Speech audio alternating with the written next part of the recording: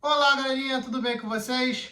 Com esse clássico, lúdico do Mr. Catra, O Papai Chegou, a gente vai falar realmente do papai dos pobres que chegou ao poder.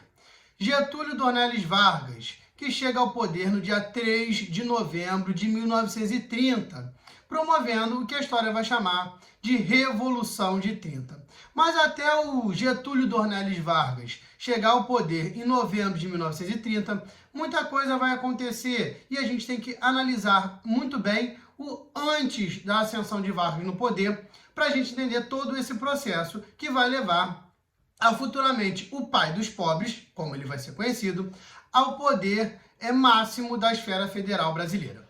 Bom, o que a gente tem que analisar primeiramente, É interessante a gente analisar primeiramente o cenário brasileiro. Que cenário é esse? O Brasil vem de 30 anos num sistema chamado de República Velha, onde ocorrem constantemente troca de poderes entre as duas principais oligarquias do Estado brasileiro, São Paulo e Minas. Eles ficam trocando de poder. Uma hora o presidente é mineiro, outra hora o presidente é paulista e assim sucessivamente. Em 1929, o presidente eleito, indicado por São Paulo, o Washington Luiz, ele não vai indicar, devido à crise da Bolsa de Nova York, ele não vai indicar um outro candidato mineiro. Ele não vai apoiar a eleição de um candidato mineiro, indicando para aquele pleito eleitoral, que iria acontecer em 1930, um outro candidato paulista, um senhor chamado Júlio Prestes.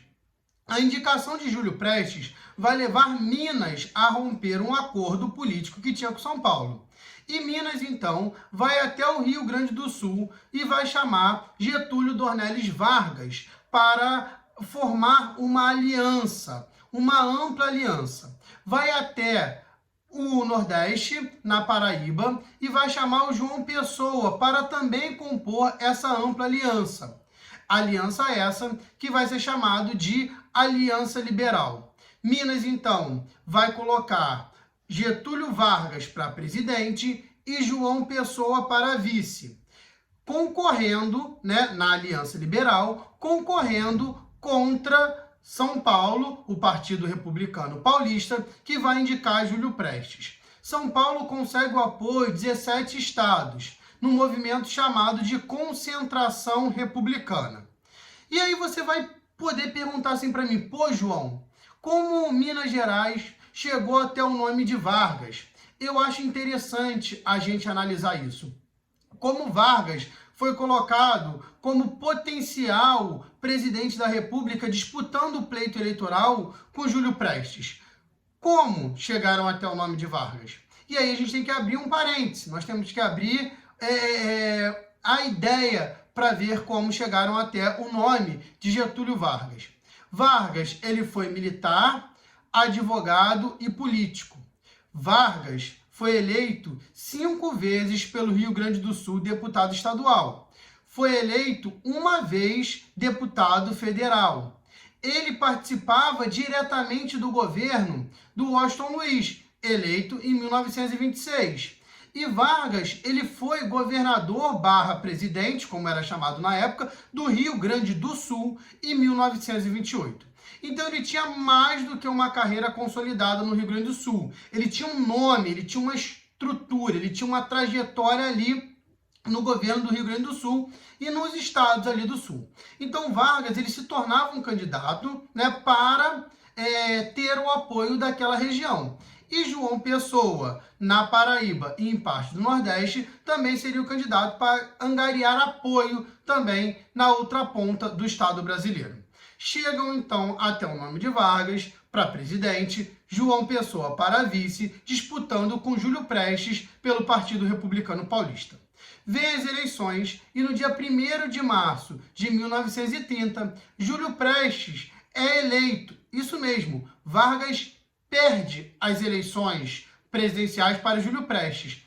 E Júlio Prestes é eleito com 59,39% dos votos. Vargas, dia 1º de março de 1939, ele é derrotado e o Washington Luiz consegue seu objetivo, passar o poder de um paulista para outro paulista. Essas eleições que vão eleger o Júlio Prestes, elas vão ser muito contestadas pela Aliança Liberal. Elas vão ser muito contestadas pelos derrotados.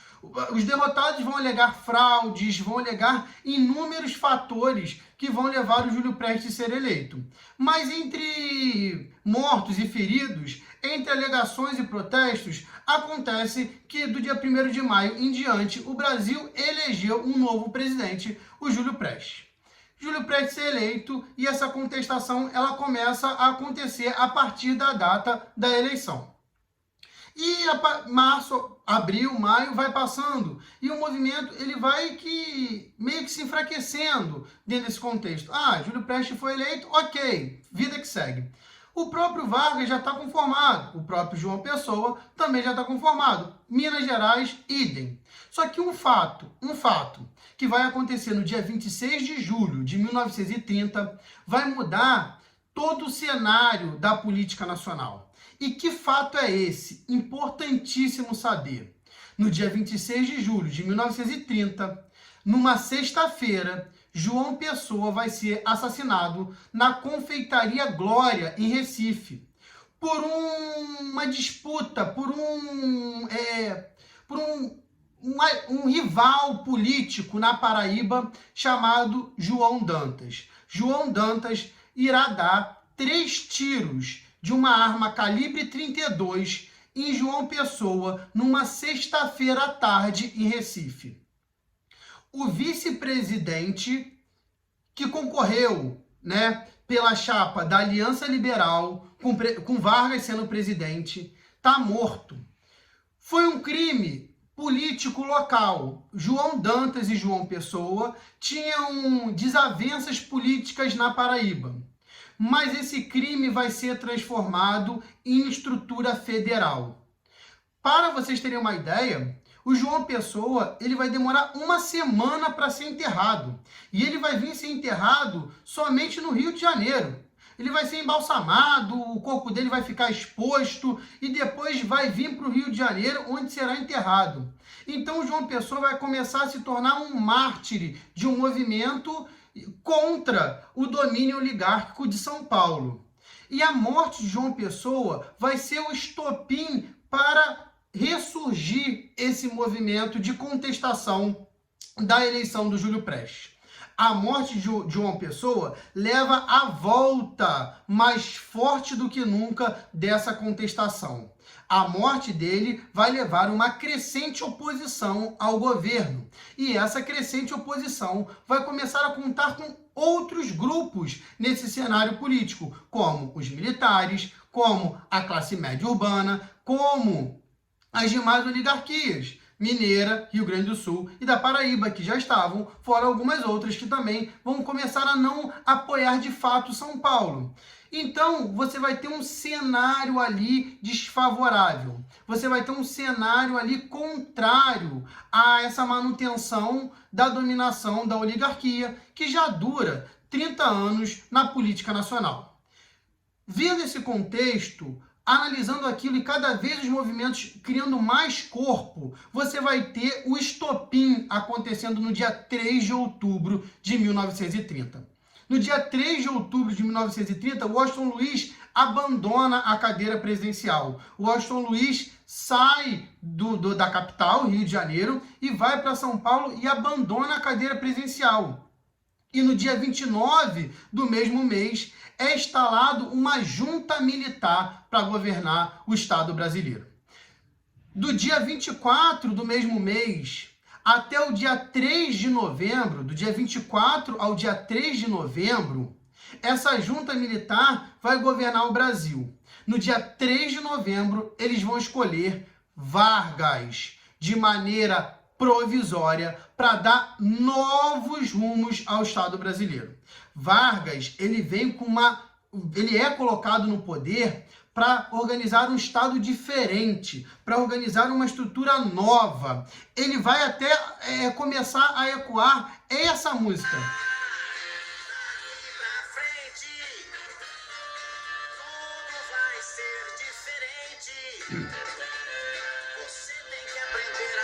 As oligarquias de São Paulo, né, e as demais que estão dominando. Vale nada, o Brasil está quebrado, tem que se mudar. E aí, então, daqui para frente, tudo tem que ser diferente. Vargas, ele é colocado para assumir um governo provisório. A Constituição de 1891, ela vai ser suspensa. Você, então, vai ter uma nova ideia de projeção de Estado. Você vai ter, então, uma nova ideia de formação de um Estado. Pensa-se num Brasil diferente. Pensa-se numa estrutura diferente. E, para isso, quando Vargas assume de maneira provisória, vai durar de 1930 a 34, não era a expectativa durar tanto tempo, mas quando Vargas assume de maneira provisória em 1930, ele vai criar 4 ministérios: Trabalho, Indústria, Comércio e Educação. E ele vai estimular, então, que o Brasil saia de um país dependente da agroexportação para virar um país agora mais urbano, mais industrial. Vargas, ele sempre vai estimular o governo dele, durante esse tempo todo, vai ser sempre indústria de base. Então, Vargas vai sempre desenvolver a indústria de base. Então, esses ministérios vão ser um ministério para uma nova organização de Estado brasileiro. Vargas é colocado ali para fazer mudanças profundas no Estado brasileiro. Daqui para frente, tudo tem que ser diferente, tudo tem que ser novo, tudo tem que se transformar ou tem que se modificar em prol de uma nova política, em prol de uma nova estrutura. Bom, o objetivo era que Vargas fizesse, então, essa passagem, fizesse uma nova Constituição, fizesse uma nova estrutura. E, em contrapartida, o objetivo de Vargas era ficar mais tempo ainda no poder, era centralizar o poder em sua figura, em suas mãos. Bom, para isso, ele vai dissolver o Congresso, ele vai fazer a dissolução do Congresso e ele vai substituir governadores por interventores. E esses interventores dos estados vão ser nomeados pelo próprio Vargas. Vargas também vai retardar a Constituição, mas ele vai promover um código eleitoral. Esse código eleitoral vai criar a justiça eleitoral, o voto secreto, a obrigatoriedade do voto e o direito de se candidatar e votar das mulheres maiores do que 21 anos. Esse código eleitoral ele vai ser promovido em 1932, e esse código eleitoral vai ser uma estrutura para as novas medidas eleitorais que na República Velha eram corruptas, permitia o controle. Você percebe aí o voto secreto, o voto feminino, a justiça eleitoral, tudo isso para afastar aquele domínio, aquela estrutura, né, de voto de cabresto, né, que existia durante a República Velha. Dentre essas mudanças, um estado não vai estar muito contente, que é São Paulo. Até porque o presidente que saiu eleito, Júlio Prestes, era um presidente favorável ao estado de São Paulo. E São Paulo vai promover a Revolução Constitucionalista. Ele vai ser contra os interventores de Vargas e eles vão fazer um movimento que vão levantar a bandeira da separação. A Revolução Constitucionalista de São Paulo vai levantar a bandeira da separação, né? Separar São Paulo do restante do Brasil. Vargas usa o poder, né, de chefe de Estado, usa a caneta do Executivo e vai, então, através do Exército e das forças do Estado, reprimir o movimento. As lideranças serão presas, o movimento será reprimido e São Paulo vai acabar se enquadrando no modelo de Vargas. Apesar disso, o lema, a defesa de São Paulo de fazer uma nova Constituição e convocar uma nova eleição vai parar no ar. E isso vai levar Vargas, então, a convocar, né, nova eleição, novas assembleias. Em 1933, esses deputados Eles serão votados e em 1934 será promovida uma nova Constituição. 1934, então, vai ser promovida a nova Constituição, que vai substituir a Constituição de 1891.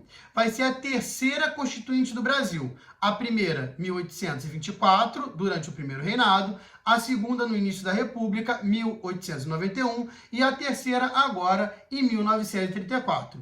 Vargas, então, ele promove uma nova Constituinte, e essa Constituinte vai ser votada no dia 14 de julho de 1934. Dia 14 de julho, então, essa Constituinte é votada e entra na Constituição voto secreto, entra na Constituição o voto feminino, entra na Constituição que o presidente ele não tem direito à reeleição e o seu mandato é de 4 anos. O presidente, então, não tem direito à reeleição e o seu mandato é de 4 anos. Vargas vai ser eleito no dia seguinte, no dia 15 de julho de 1934. Vargas é eleito, mas ele não é eleito de maneira direta. Vargas é eleito de maneira indireta. Os próprios deputados vão acabar escolhendo Vargas como o novo presidente. Vai acabar escolhendo Vargas como o novo governador do Estado brasileiro. Ah, você vai falar assim para mim, pô, João, mas o presidente não tinha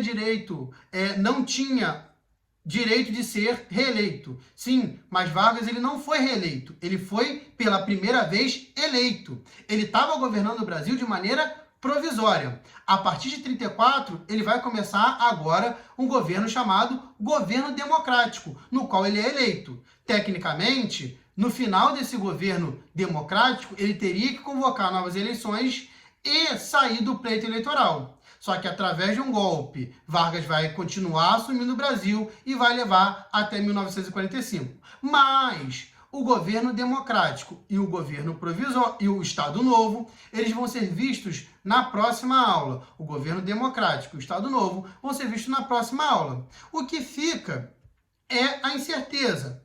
O que vai ser de Vargas agora com a democracia?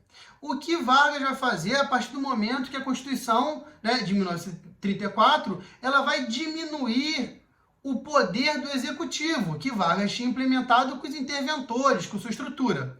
O que vai ser do amanhã? Essa é a pergunta que fica no Estado brasileiro.